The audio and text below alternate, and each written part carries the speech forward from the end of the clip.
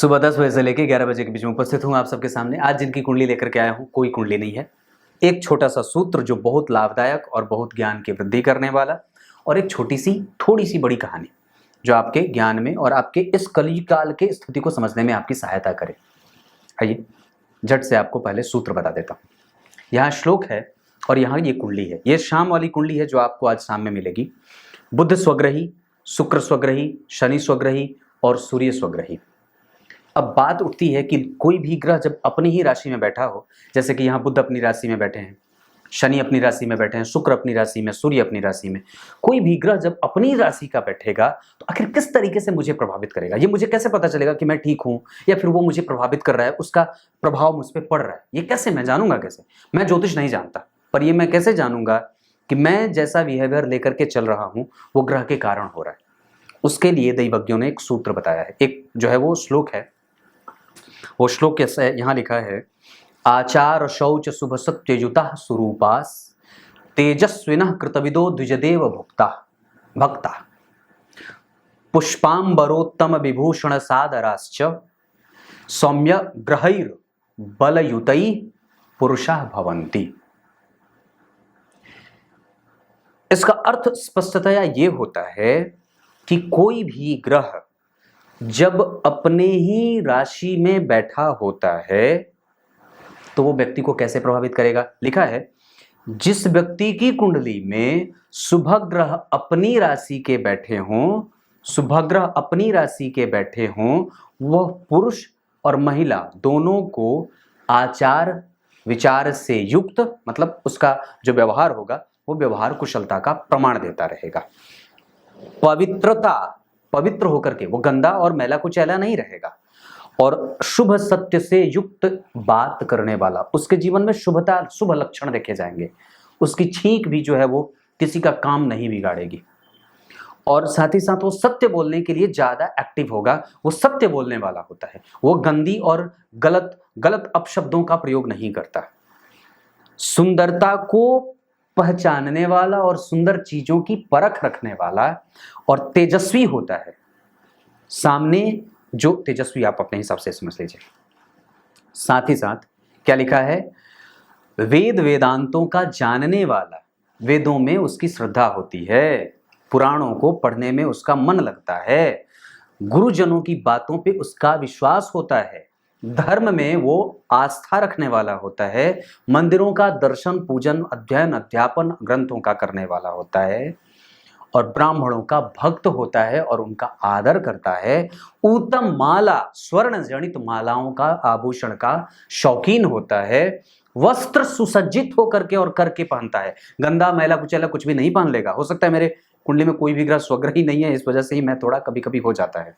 और अनेक आभूषणों और आदर से युक्त होकर के जीवन जीता है। आपकी कुंडली में अगर एक भी ग्रह स्वग्रही होकर के बैठा होगा तो ये ग्रह आपको ऐसा अपनी दशा में भी और अपने संपूर्ण प्रभावों में वो आपको प्रभावित करता है।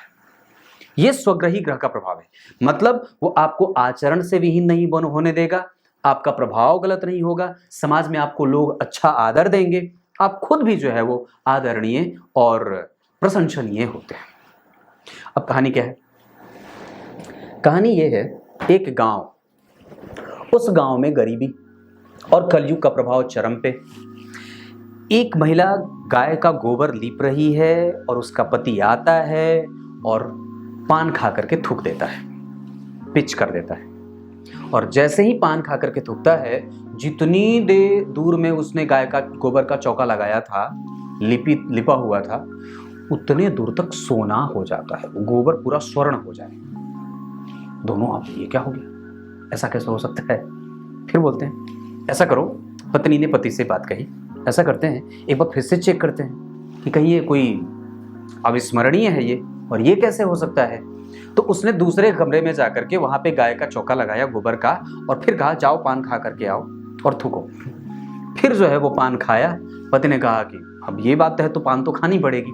वापस वो पान खाने जाता है और आकर के पूरे घर में उसकी पत्नी जो है वो चौका लगा देती है, और फिर से आकर के वो उसका पति थूक देता है, पिच कर देता है, फिर से वो सोना हो जाए।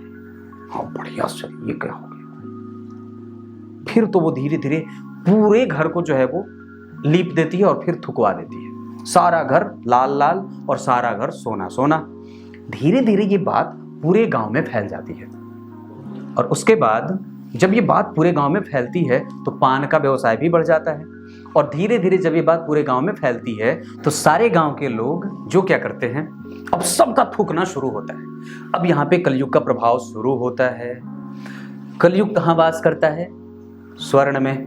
अब होता क्या है कि सारे गांव के लोग पान खाना और पान खा करके थूकने का काम शुरू कर देते हैं। उस गांव में एक बड़े अच्छे दिव्य ब्राह्मण रहते थे और एक भी ब्राह्मण अगर कलयुग में बचा रहा तो तब तक जो है वो प्रलय नहीं हो।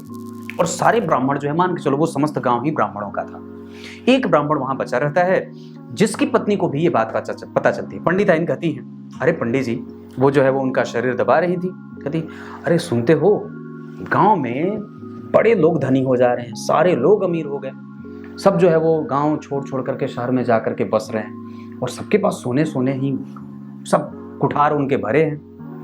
पंडित जी जो थे बड़े ही सिद्ध थे, भविष्य दृष्टा थे, बुद्धिमान थे और लालची नहीं थे।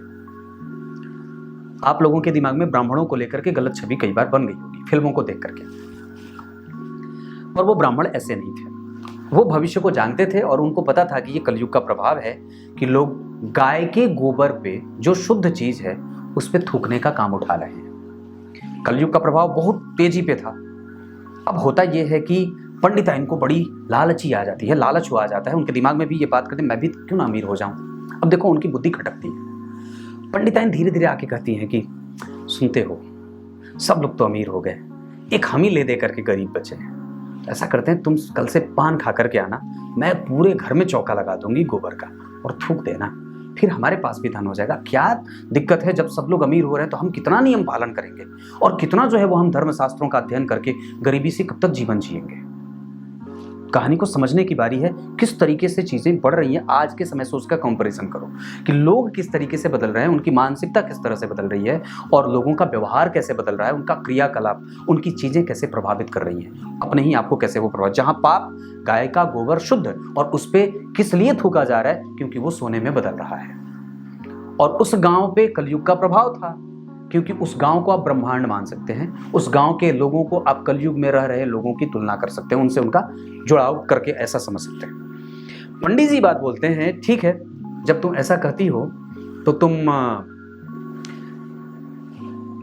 कल सुबह ही 4 बजे यहां से निकलने का प्रबंध करो, अपना सारा सामान पैक कर देना। पंडित जी वहां बहाना बना देते हैं कि नहीं, मेरे मुंह में छाले पड़ जाएंगे, मैं पान नहीं खाता या मुझे पान अच्छा नहीं लगता। तो बहाना भी करते हैं, पर पंडिताइन तो पीछे पड़ जाती है, नहीं मुझे अमीर बनना है, नहीं मुझे जो है वो ये करना है, नहीं मुझे ये करना है।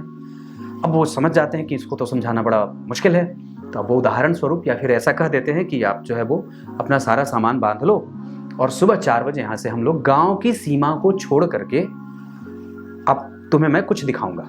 पंडिताइन बोलती हैं, क्या दिखाओगे, इतने दिन से तो नियम पालन करते आ रहे हो, सारे लोग अमीर बन गए, हम आज तक जो है वो फूस की मकान में भी नहीं, झोपड़ी भी नहीं अपनी।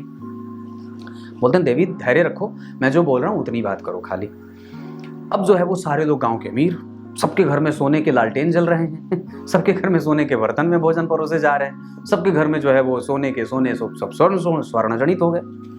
अब होती है बात, रात को 2:30 बजे पंडिताइन को पंडित जी जगाते हैं, बोलते हैं सुनती हो, चलो निकलते हैं। पंडिताइन और पंडित जी दोनों निकलते हैं और गांव की सीमा से बाहर एक पुलिया थी छोटी सी, उस पुलिया पे बैठ जाते हैं और पंडिताइन उनसे चिढ़ी हुई रहती हैं, क्योंकि उनको ये अंदेशा हो जाता है कि पंडित जी अब गांव छोड़ करके जाने वाले हैं, क्योंकि ये बड़े सिद्ध संत हैं, महात्मा का गुण लेकर के बैठे हैं।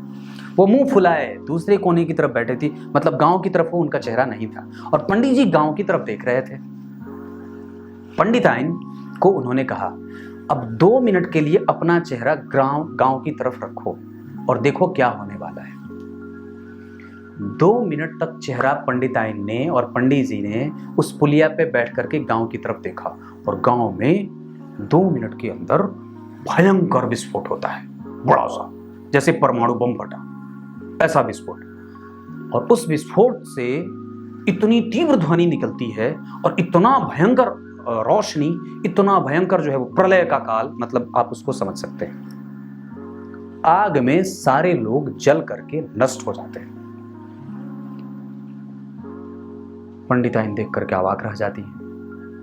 पंडित जी को यह बात पता थी, क्योंकि उनको पता था कि मैं सत्यभाषी, सत्यनिष्ठ, कर्तव्यनिष्ठ और शुद्ध वेदांत और वेद को जानने वाला ब्राह्मण हूं, और ये धरती सिर्फ मेरे ही बल पे ये गांव टिकी थी। मैंने गांव की सीमा को जैसे छोड़ा, गांव का प्रलय काल आ गया। ये ब्राह्मणों का बल है। वस्तुतः आपको जो फिल्मों में दिखाई जाती हैं चीजें, वो ब्राह्मणों को और हमारे सत्य सनातन धर्म को नीचा दिखाने के लिए भी अब बताया जाता है। पर उसके चक्कर में पड़ करके कभी भी आपस में न लड़ बैठना, क्योंकि दूसरे वाले यही चाहते हैं कि आप आपस में लड़ो, आप आपस में ही भिड़ बैठो। कोई भीम सेना बनाया है तो कोई कौन सेना बनाया है तो कोई कौन सेना बनाया है। वस्तुतः सबको इकट्ठा रहना है, क्योंकि वो आप में सेंध लगाएंगे, तभी जाकर के आपकी जमीन और आपके मंदिर और आपके मस्जिदों पे उनका कब्जा होगा। ऐसा अब इसे आप कलयुग का प्रभाव ही समझ लीजिए कि लोग सोना बनाने के चक्कर में गाय जैसे पवित्र आत्मा के गोबर पे, जो कि बिल्कुल ही शुद्ध होता है, जिसके अंग अंग प्रत्येक रोम में भगवान नारायण के कोटि परक देवताओं का वास होता है, उस पे गोबर पे, उस गाय के गोबर से तो लक्ष्मी और गणेश जी की मूर्ति बनाई जाती है। उस गाय के गोबर को जल में डाल करके स्नान कर लेने से गंगा से और तीर्थ के जल के स्नान के बराबर का फल मिल जाता है। उस गाय के गोबर, गाय के घी, गाय के दूध, गाय के दही और गाय के मूत्र से व्यक्ति महान पापी, महान दुराचारी भी पवित्र हो जाता है। और हमारे देश का दुर्भाग्य देखिए कि आज गाय में ऐसी भयंकर बीमारी फैली है, फिर भी सब चुप हैं, सब चुप हैं, सब चुप हैं। ये वो कहानी थी। सोचा आप लोगों को कलयुग का प्रभाव बता दूं कि कहीं आप भी थूक करके सोना तो नहीं बना रहे हैं, और कहीं आप भी जो है वो किसी ब्राह्मण को ऐसे कुपात्र न समझ बैठे, क्योंकि एक भी ब्राह्मण धरती को बचाने के लिए काफी होता है, क्योंकि उसके पास वेद का बल होता है। कुछ इसी तरीके से आज के कार्यक्रम का समापन करते हैं। कैसी लगी कहानी जरूर बताइएगा, और इस कार्यक्रम को शेयर करिएगा। तब तक के लिए बहुत बहुत नमस्कार।